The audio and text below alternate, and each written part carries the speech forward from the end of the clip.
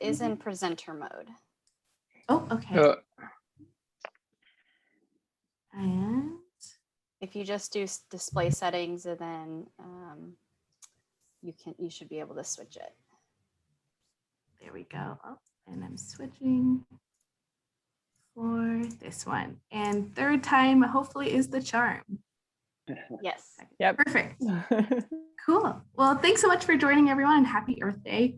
I'm for your benefit, it's later in the day, so I got all my Earth Day puns out of the way and can jump right into some local programs to help you go electric at home and on the road from your local community choice energy agency. And so this presentation is going to go over resources and programs that your local agency has offered to you, and we'll dive into what community choice energy agency may be serving you electricity. But starting off, we're going to go with and talk about the community choice energy movement or in California. And so Assembly Bill 117 authorized communities, towns, and cities, counties to come together and form a joint powers authority, so a not-for-profit public agency to provide electricity to residents and businesses within the certain region. And so MCE was the first community choice energy agency in California. And you could see here that we have 24 agencies serving 11 million Californians statewide, and that number continues to grow, which is exciting, as you could see all the benefits that the community choice energy agencies provide. But we're going to zoom into the Bay Area specific to see your community choice energy agency and how the agencies are working with the community to fight climate change locally through providing clean energy and electrification programs to help you get natural gas and fossil fuels out of your home and out of your driveway so you can have zero emissions and reach our climate goals. So we're going to dive into a little bit about finding your community choice energy agency. So starting off here with Sonoma Clean Power, you can see that they serve the area in the map in purple. And then we have MCE serving the area in yellow, East Bay Community Energy serving Alameda County and the city of Tracy in orange. And then for Santa Clara County, 13 communities are served by Silicon Valley Clean Energy, and the city of San Jose is served by San Jose Clean Energy. And then moving across the bay here to Peninsula Clean Energy that serves San Mateo County. And last but not least, we have Clean Power SF serving the county of San Francisco. So based on where you live, you can see your community choice energy agency, which will be important for the future slides coming up, because we'll see the resources listed for your agency for the local programs.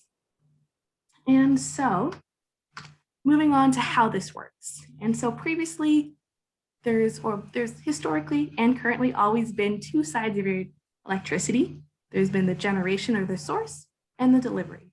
Previously, PG&E did both, so they would source and deliver your electricity. Now with the Community Choice Energy Agency, your CCE or Community Choice Energy is sourcing clean electricity and also building new renewables for the grid, while PG&E is still delivering that electricity to the customer. And so the customer benefits from cleaner electricity and local control. And this local control comes from the Community Choice Energy Agency is governed by a board of local elected officials and is a local not-for-profit agency. So you're benefiting and from your Community Choice Energy Agency through your cleaner electricity.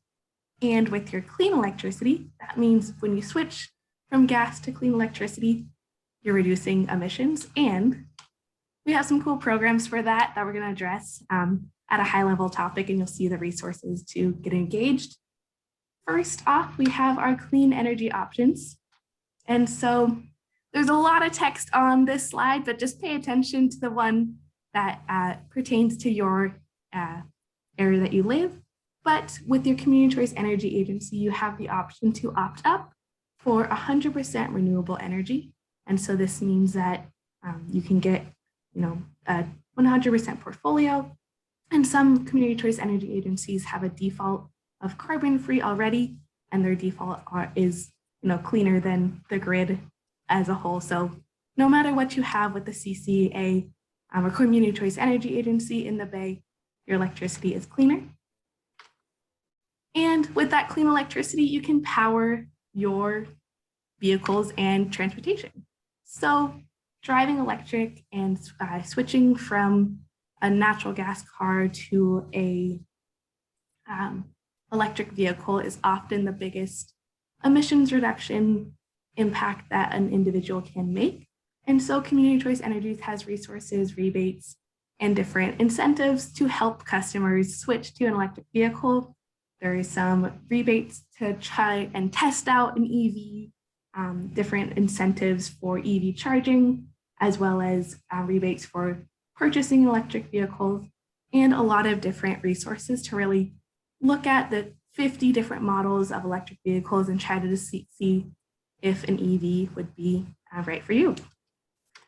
And another way of electric transportation is an e-bike or electric bike. And so there are some programs that are soon to be launching for some electric bikes. And my suggestion, if you're really interested in this, is to sign up for your Community Choice Energies newsletter, as a lot of the programs are announced in that form of communication.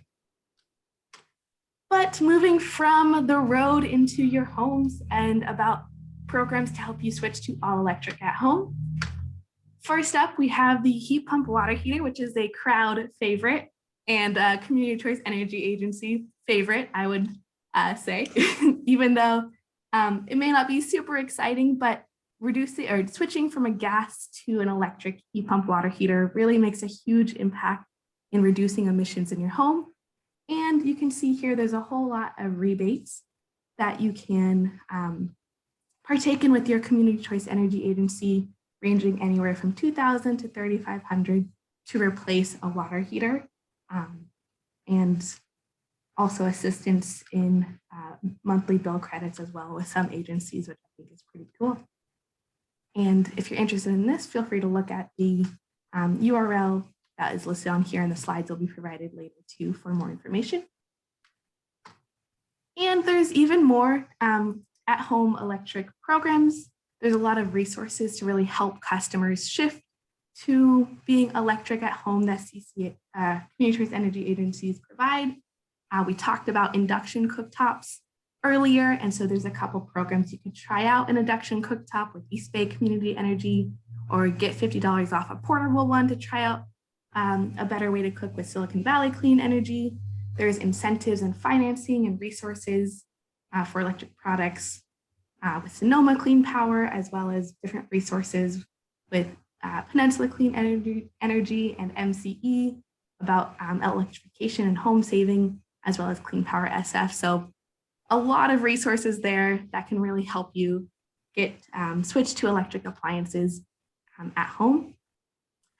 And the last but not least topic is talking about energy resiliency at home with future weather and extreme weather events and public or power shutoffs. It's good to be prepared, and so Community Choice Energy Agencies want to help customers prepare for these events through different programs that help customers get solar and battery storage, or have solar different compensations for rooftop solar. And so for some Community Choice Energy Agencies, you get up to $1,250 for a solar and battery storage system. You can get assistance with different state fundings, as well as there's a really cool program with MCE for customers who are on the medical baseline rate, that they could get a no cost off-grid Yeti battery. So there's a lot happening on this end as well to help customers increase their home energy resilience. And that is going to wrap up the lot of information thrown in a short amount of time about some programs. But to learn more, always feel free to check out the website of your Community Choice Energy Agency. Reach out to the customer service lines here via email or phone. and would be happy to also address any questions that you have later as well. And with that, I'm going to stop sharing the screen and pass it over to Tom. Great. Thank you so much, Colleen. And I just want to thank everybody for all the fantastic questions in the chat and for those that are answering them as well. It's really helpful. What we're thinking is that Tom can come on and do a quick presentation, but our goal is to leave at least 10 minutes for you guys at the end or about for questions. So does that sound okay to everybody, or are there any burning questions right now? Okay, we will hand it over to Tom. Tom, take it away, please. All right, thank you very much. And Colleen, thanks for going over all that. The thing is, a longtime utility resource planner that I look at for all these community choice energy formations is they have provided that clean green stepping stone of clean electricity that we know if we electrify our homes, that creates a new load that they have to go, by their policies, they have to go get more carbon-free electricity or renewable electricity. So there's now a connection to our actions. And so that's been a great help for us. Can people see my screen? Yes. Okay. All right, so I just want to try to show a couple slides. Yep, there we go. So the latest carbon budget for the Earth, the studies are showing if we keep using every fossil-fired device we now have in service, the emissions, if we keep using them to the end of their normal life, the emissions will push us over 1.5 degrees Celsius. If we replace a gas thing with another gas thing and then run it for its 30-year furnace life or 20-year water heater life, we'll go over 2 degrees Celsius. So we really have to stop putting in the problem and start putting in the solution. So it's good to see folks in this room starting to look at, okay, how do I make a plan? How do I figure out an electrification plan? And let's see if I can advance things. Okay, so there's fresh hope because we've got all electric case studies. And I was part of the group that authored a new report. Actually, I think I skipped over that slide. There we go. There's this report. This is the front cover. I'll put a link in the chat when we're done to where you can download the 90-page guide to how to retrofit your home for all electric. And so you can see it there. But in it, we cover a lot of case studies of different retrofits. We have cost data, how much they spent on building shell improvements for the folks who do efficiency first, and then how much they spent on equipment for the folks who look at wanting to just do the box swapping. And so we came up with these two different concepts for how you go forward, either box swapping or efficiency first. And then there's one case studies on a do-it-yourself example that's got fairly low costs for the devices, but an estimate of the do-it-yourself labor hours. Others are lots of contractor install cases just to see what the costs are for doing this type of conversion. And then you have to keep in mind too, the thing to concern yourself with is the incremental costs. Putting in a gas-fired water heater these days is $2,100 plus permits if you're that kind of person. The contractor perspective is they're trying to keep customers comfortable. And so they tend to think that that's safe if they oversize equipment. So there's a whole lot of oversized equipment out there. And the interesting thing about the modern, efficient, inverter-driven heat pump is you want to put in a very small one. And the nice thing is they can turn down to a small fraction of their output and run constantly during the winter season, just putting out a little bit of heat. Mine runs at about 300 watts of electricity, putting out about 900 watts of heat. So it triples the heat delivered to the room because it's working like a backwards refrigerator. It's taking heat out of the yard air, jacking it up to a high temperature and warming me up with it. This guide, the 90-page guide I'll mention, or I'll link to, shows all these products. And then it goes into the different variations. Like here on the top row, one of the first things I got was a window heat pump. So it's a window air conditioner with a reversing valve in it. And it's just as pleasant as any other window air conditioner. You definitely hear it running when you turn it on. But then mini splits are a lot more pleasant. They're nice, quiet little machines. We also have we talk about these portable heat pumps. There are portable air conditioners and also portable heat pumps. The heat pump version has a reversing valve inside it, typically costs another $100 more, and has hoses going out the window. Then also, we were talking about everybody's favorite heat pump water heaters. So there are a couple of versions of 120-volt water heaters coming out. And for low amperage water heating, trying to fit everything on the electric panel, I tend to end up recommending, instead of using the classic 30 amp version of these things, to use the 15 amp version. Just has smaller resistors. And that leaves space on your electric panel so you don't have to upsize everything in order to get all the electrification, including car chargers, onto your existing panels. This is fresh breaking news. I just heard from my partners in the Advanced Water Heating Initiative that we've been working for a couple years now on getting the market ready and having the makers develop 120 volt, just plug in a normal socket heat pump water heaters. So you wouldn't have to get a new circuit in your garage or wherever it was, because the thing runs on a little compressor, just like your refrigerator. And so this year, about this season, there is going to be introduced here in a few weeks, a 40-gallon and a 50-gallon storage heat pump water heater that plugs into the wall. And then this summer, there will be a couple more introductions. And so the total number on the market will be two or three and up to 80 gallons. And the nice thing with heat pump water heaters, I highly recommend putting the biggest one in that you can, because it'll save energy by not needing to rely on its resistor very often, and it'll deliver a lot more hot water. And by the end of the year, we're expecting to see, three, 4, and 5 models of these things in each of those size categories. So that's kind of fresh news. Right. And But anyway, Tom, the product. just a quick reminder, I'm so sorry to interrupt, that if we wrap up in a couple minutes, we'll still have time for questions. Okay. Thanks. And so I will wrap up. Let me just, there was one thing I wanted to show. We are almost to showing it.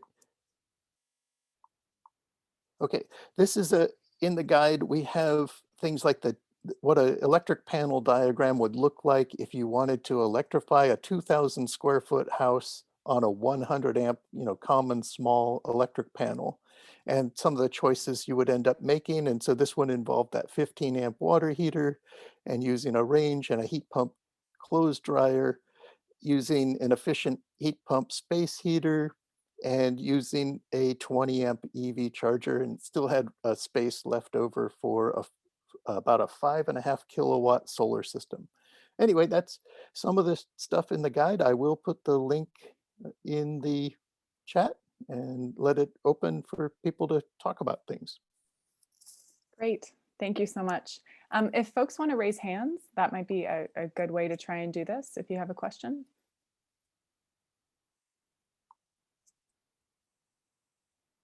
And I can't see hands right now if they're okay. And I'm sorry, I was sort of thinking on Zoom, if you want to raise your Zoom hand, you can, or if your camera's on, you can raise your actual hand. Okay. Nicole has a question, I think. I hope I'm saying that correctly. Apologies if not. Yeah, that's right. Great. So I had a question around the electrification project. Looks like the San Jose limit is done, or the program is currently on hold, and there's only entries for waitlist. Any idea on when that could be opened up, or if anyone's representing the San Jose? Yeah, so that's a great question, Nicole. Yeah, for us, we at San Jose Clean Energy, we do help out. That's a program through Environmental Services Department. So the last we heard was that they should be expecting, or at least trying to start up that program within the next 2 months. But like I said, it's one of those things where you kind of have to go back and check. Right now, that's why we're encouraging people to sign up to be on the wait list. So when funds are available, they'll be the first ones to know. All right, thanks. Yeah, no problem. Thank you. And since we're not talking over each other, feel free to just jump in. No hands needs to be raised. Reaction. Hi, Lisa. Hi. I'm sorry I couldn't find my hands down. It's okay. I do residential use like crazy. Now a detached ADU has to have solar within zero energy, and they're small ADUs. So putting a full size 40, 50 gallon, well, you need a smaller, but still a full size tank. Of course, everybody wants to do a tankless on the exterior. Is there any small scale heat pump water heater that I'm doing one right now where I've got an attic space in it where a heat pump heat AC is going to go?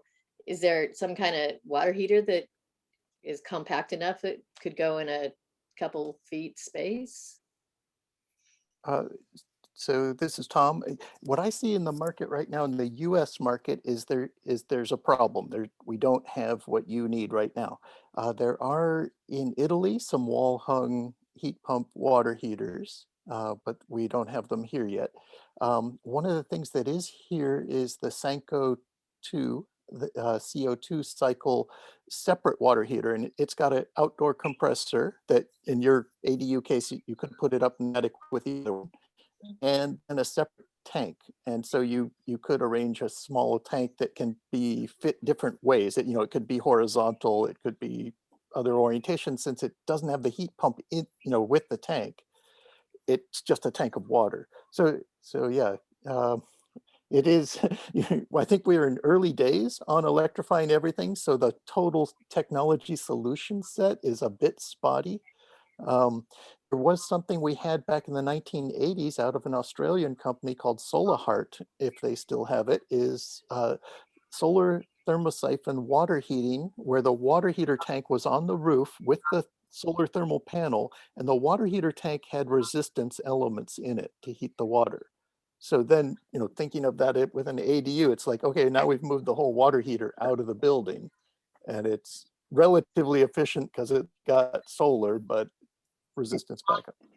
So you said Sanko 2 was the one that I'll look Right, into and I that. think it's on about page 82 of the guide that I linked in the Oh. chat, Perfect, thank you. if I remember my page numbers well. Lisa, I'm also going to put a link in the chat here so you can see the product for the SAN CO2 water heaters. Thank you.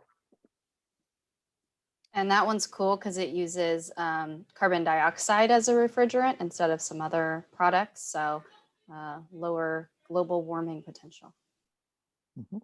Right, I did the calculations on what would be the greenhouse gas impact if my heat pump water heater leaked all of its refrigerant after it wears out, and it would set back my carbon dioxide savings by a year of its operation.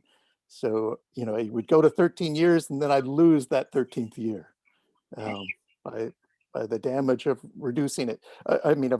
Of releasing it. So the point I want to point out is do not hold off on getting heat pump water heaters because you're waiting for miracle refrigerants. The ones we have will say, we need to start everything now. We need to not figure out reasons to delay. Quick question on the water heat pumps. Sorry, this is Knuckle again. Is there any calculation or guesstimates available around what's the cost savings per month or per year for an average home switching from gas water heater, efficient gas water heater to heat pump?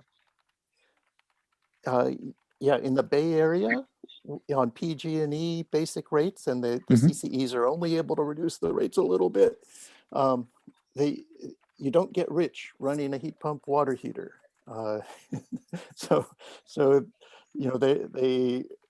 they cost about the same roughly. It just depends on a few other variables, but if you're able to run a heat pump water heater with a bigger tank, pick the largest tank you can, charge it up during the lowest rate period you can, because we're all being moved to time of use rates, and let it coast across the peak rate period. And I just started doing that with mine 5 years ago.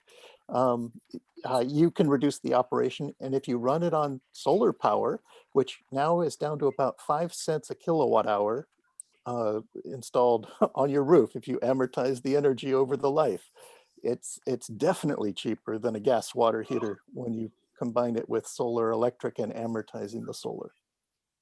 Great. I also want to jump in there. I'm Chris. I'm an Bay Rent outreach rep with Stop Waste in Alameda County. And just want to mention that electrification is not a substitute for efficiency. And we always recommend either doing efficiency first or pairing them together. And so, for example, making sure that all of your water pipes are insulated, you have high, low flow or aerated faucets, shower heads, things like that will go a long way to helping you save money with the heat pump.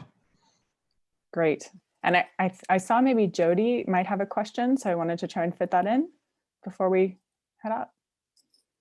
I have gotten so many resources texted to me in the chat, but I had been planning to get an on-demand water heater to put in my crawl space to make room where the water heater was for something else. And now all this talk about heat pump. And so I heard that there were electric on-demand water heaters. Someone texted in the chat that those are not a thing, or that they're just a thing for your sink, not for the whole house. Speak to me, Tom. Okay, so they're in the guide. You can find the on-demand water. They draw a huge amount of power. They'll interfere with the power requirements to power the rest of your house. But if space is the issue, there is a triple win, also in the guide. These interesting combined washer dryer machines, which decrease the number of circuits you need by freeing up the dryer circuit to now power your car. And then it takes up less space because this one machine does both jobs and you don't have to hurt your back in between. I am also going to do that and get that space too. Yep. So, just thinking this, maybe it's the water heater in the garage move thing. Yeah, the heat pump water heaters it loves the garage. The heat pump water heater likes to be there. I've got mine in my crawl space basement. They like that. They cool off the space they're in. It probably drops the temperature of my basement 2 degrees. But anyway, they're a nice device. I love my water heater. Great. Well, I think we could obviously spend a lot more time on this, but we want to be respectful of your time and so appreciate all of you joining. Just a heads up, if you haven't seen it in the chat, there's a lot of great resources there, and we will be sending out all the slides. So you'll have all of that for reference. And then obviously, if you want to talk to a Bay Rent Energy advisor, that's in the chat, but I can give the number really quickly. It's 866-878-6008. You can also just email us at advisor@bayren.org. And there's plenty of folks there to help as well. So please do keep in touch. We hope this was helpful, and have a very happy rest of your Earth Day. Thank you all